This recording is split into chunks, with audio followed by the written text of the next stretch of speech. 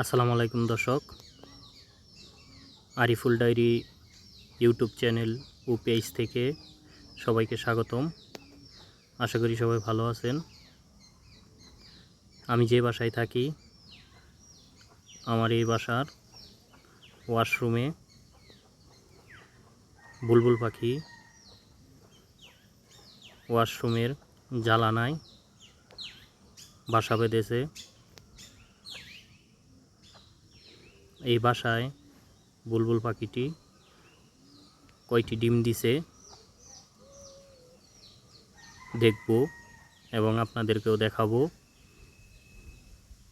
বুলবুল পাখিটি প্রথমে ওয়াশরুমের দরজা খোলার সাথে সাথে চলে যেত, কিন্তু এখন ডিম দেওয়ার কারণে ডিম বাচ্চা ফোটানোর জন্য তা দিচ্ছে।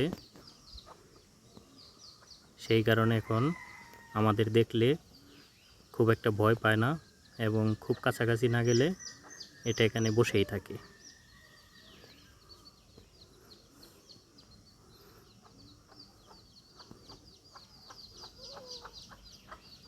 বুলবুল পাখি এই বাসায় 2টা ডিম দিছে।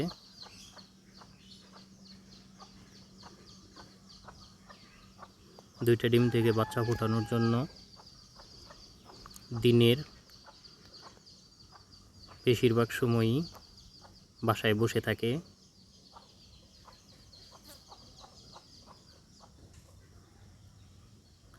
এই বাসা ও পাখিটি দেখে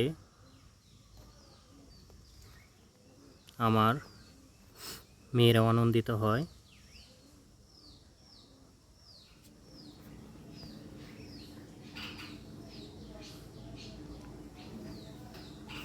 বাচ্চা তা দেওয়ার পরে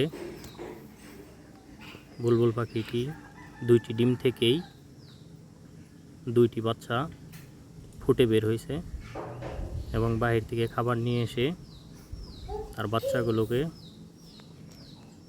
এভাবেই সে খাইয়ে দেয় এবং আমাকে দেখলে আগের থেকে ভয় অনেক কম পায়, বাসা ছেড়ে যেতেই চায় না।